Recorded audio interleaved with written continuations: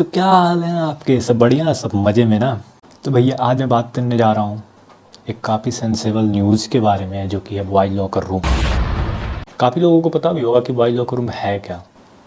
अगर नहीं पता है तो मैं आपको थोड़ी सी एक्सप्लेन करना चाहता हूँ एक्चुअली बॉयज़ लॉकर रूम है क्या। बेसिकली बॉयज़ लॉकर रूम एक इंस्टाग्राम चैट ग्रुप है जिसमें कि करीब करीब 100 से ज़्यादा मेंबर्स थे, जो कि साउथ दिल्ली के हाई प्रोफाइल स्कूल के स्टूडेंट हैं, जिनकी एज जो है करीब 15 से 17 साल तक की है। लेकिन भाई उनकी एज तो 15 से 17 साल है, लेकिन उनकी बातें 15 से 17 साल जैसी है नहीं।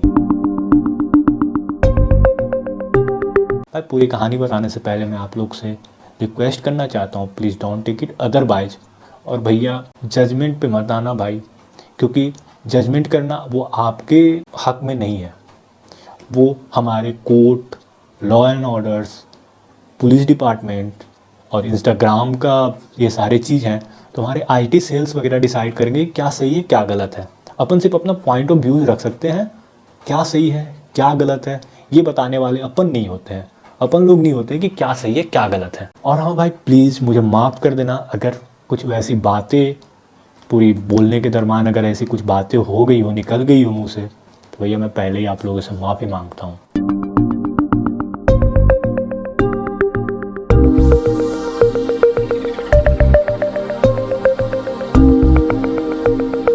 तो भैया बात ये है कि ग्रुप के ज़्यादातर मेंबर, मैं सारे मेंबर्स की बात नहीं कर रहा हूँ क्योंकि अभी ये पूरी क्लियर नहीं हुई, अभी ये इन्वेस्टिगेशन ही चल रहा है कि क्या सीन है क्या नहीं है, तो इसीलिए मैं सारे मेंबर्स की बात नहीं कर रहा हूँ। मे भी बहुत मेंबर्स ऐसे भी होंगे जो कि ग्रुप में ज्वाइन हो गए होंगे, उन्हें पता नहीं होगी क्या है नहीं है। बहुत लोग जैसे अपन ही है, इंस्टाग्राम बना दिए फिर उसके बाद अनइंस्टॉल कर देते हैं, फिर उसके बाद कभी मन हुआ तो इंस्टॉल करके लॉगिन करके फिर से चेक कर लिए।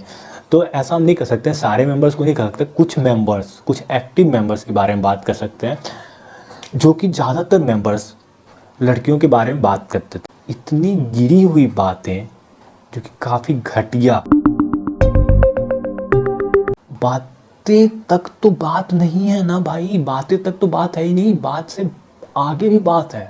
अलग अलग सोशल मीडिया प्लेटफॉर्म से वो फ़ोटोज़ उठाते थे, अपने क्लासमेट्स की फ़ोटोज़ लेते थे कहीं कहीं से, और उसे अच्छे तरीके से फ़ोटोशॉप से एडिट करके, मे बी मतलब कह सकते हो गंदे भद्दा, वो अच्छी फ़ोटोज़ को भद्दा फ़ोटोज़ बना के, भद्दा मतलब समझ ही सकते हो, भद्दा फ़ोटोज़ बना के वो ऐसे ऐसे कमेंट करते थे उन पे और शेयर करते थे।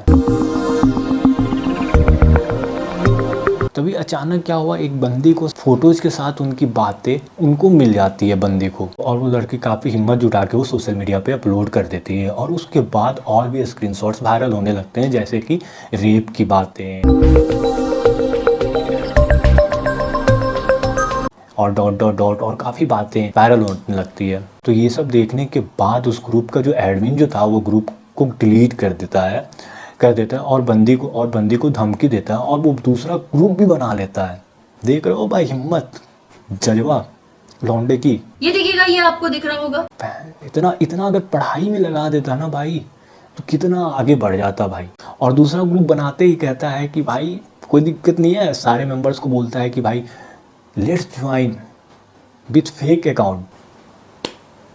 लेकिन तब तक बात बहुत आगे बढ़ चुकी थी, दिल्ली महिला आयोग के पास बात पहुंच गई थी। उस वायरल, इतना ऑब्वियस ही बात है, ऐसा सेंसेबल न्यूज़ है तो महिला आयोग के पास पहुंचेगी, और रेप जैसी बातें और फिर ये सब बातें, तभी महिला आयोग ने दिल्ली महिला आयोग ने इंस्टाग्राम और दिल्ली पुलिस दोनों को नोटिस इशू किया है, क्योंकि हम ये चाहते हैं कि ये लड़के तुरंत अरेस्ट होने चाहिए और इनके खिलाफ कड़ी से कड़ी कार्यवाही होनी चाहिए। दिल्ली पुलिस इतनी एक्टिव हो गई कि वो अगला ही दिन वो बंदे को पकड़ ली, एडमिन या फिर जो भी है वो।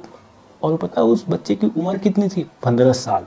जिसको दिल्ली पुलिस ने अरेस्ट किया था वो 15 साल का बंदा था भाई। 15 साल का बंदा को अरेस्ट किया और उससे सवाल जवाब किया, और उसके साथ 27 से भी पूछताछ करी। पूछताछ करने के बाद काफ़ी चीज़ बातें पता चली।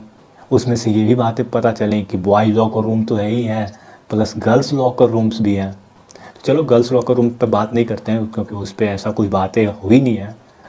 तभी कुछ बातें ऐसे पता चली, फिर इन्वेस्टिगेट हुआ। उसी बीच में काफ़ी लोगों ने अपना जजमेंट रखा। ये बहुत लोगों ने बहुत चीज़ बोला, जैसे हमारे भाऊ ने भी बोला, और बहुत यूट्यूबर्स ने, बहुत इन्फ्लुएंसर्स ने बोला ठीक है बोला सही है, लेकिन मेरे को उसमें ये बात खराब लगी, सारे ने बहुत लोगों ने जजमेंट तुरंत सुना दिया। भाई प्लीज़ जजमेंट मत सुनाया करो, बहुत लोग इनोसेंट भी होते हैं, बहुत लोग ऐसे मेंबर्स भी होंगे जो कि एक्टिव नहीं होंगे। तो वह तो वही बात हो गई, गेहूं के साथ घून भी पिसा गया। तो करीब करीब एक हफ्ते के बाद ये सारे मतलब पूछताछ स्टार्ट रहा, तो करीब करीब एक हफ्ते के बाद जजमेंट आउट का जजमेंट में क्या निकला कि जो रेप केस वाला जो बात हो रही थी वो एक बंदी थी जो कि एक बंदे के नाम की आईडी, फेक आईडी बनाई थी जिसका नाम था सिद्धार्थ। उस फेक आईडी से स्नैपचैट का फेक आईडी, स्नैपचैट से बात करी एक बंदे से और वो रेप जैसे बातें करने लगी। और बाद में जैसे ही वो बंदी को कस्टडी में लिया गया तो बंदी कहती है कि मैं तो बस बंदे को लॉयल्टी चेक कर रही थी कि बंदा क्या वैल्यूएबल है कि नहीं।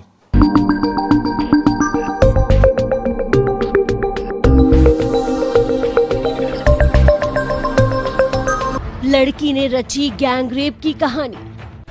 सोशल मीडिया पर वायरल हुए गैंगरेप की कहानी के स्क्रीनशॉट्स के पीछे लड़का नहीं बल्कि एक नाबालिग लड़की थी। क्या बात है भाई, क्या बात है।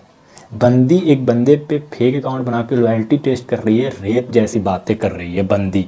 अगर यहीं पे एक बंदा रहता, चलो वो बातें लेट सपोज थोड़ी देर के लिए वो बातें भूल जाते हैं, थोड़ी देर के लिए प्लीज़ एक बातें भूल जाते हैं। अगर वो बंदा रहता वहाँ पे और वो बंदी पे ऐसी बातें करता तो वहाँ पे क्या हो जाता भाई, फेमिनिज्म।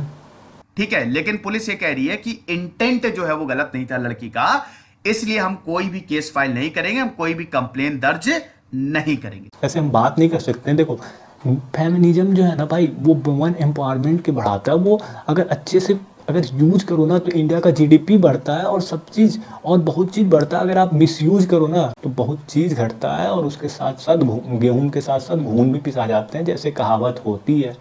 ऐसे नहीं चलता है ना दीदी, ऐसे करेगी तो कैसे काम चलेगा। बताओ कितने लोग कितने जजमेंट कर दिए। कुछ सोचा करो दीदी, कुछ सोचा करो, थोड़ा सा सोच बुद्धि लगाया करो। और अभी तक अभी और वाई लॉकर रूम का जो डिस्कशन जो भी है, जो वाई लॉकर रूम का भी इन्वेस्टिगेशन अभी और चल रहा है। पुलिस अभी और इन्वेस्टिगेट कर रही है कि हाँ बाकी बातें क्या है नहीं है।